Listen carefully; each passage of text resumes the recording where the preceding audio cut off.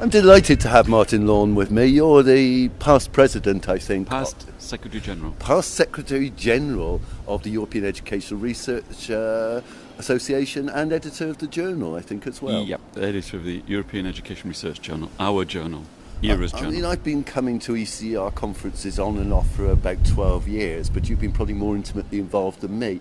How do you see the ERA as a whole and the ECER evolving? Well, it can only get better than its bad past. We've had some really up and down experiences of ECER, where we have a wonderful success one year, and then in the past we had a really difficult time in the following year. But that about 5 years ago, we suddenly hit a really good, stable platform for our work. And also financially, we have really got a lot stronger, and we can think more strategically now about what we're doing. So this is in Vienna now. I think it's 2,000 people. 10 years ago in Lahti, I think it was 500 people. 10 years ago, about the time of Lahti, they would have said, well, are these people tourists? What are they doing? Are they serious? Now people are knocking on the door saying, can we join the council? Can our association come? Meetings with Serbia and Romania saying, we're thinking of an association, we want to join this formally. I think we're in a really good position now. And then what do you see the future role of ERA? Well, a future role of ERA, well, it is still working through its major commitment, which is to help national associations across Europe come together and work together seriously. And in some cases it now means helping them to form themselves into an association and then come in. And I think probably we've been focusing in recent times on the south of Europe and on the east of Europe. And I think that's still our major obligation.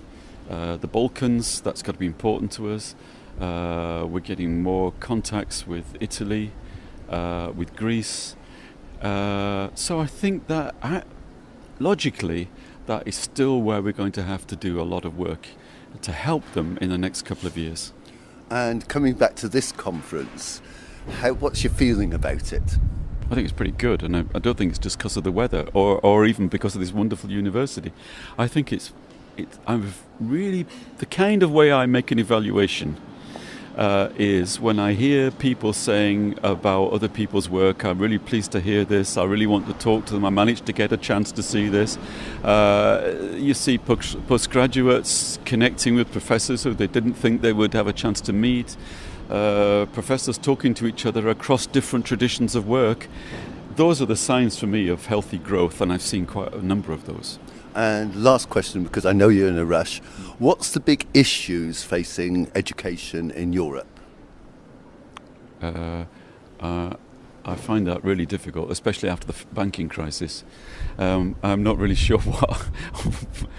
I can see big issues everywhere.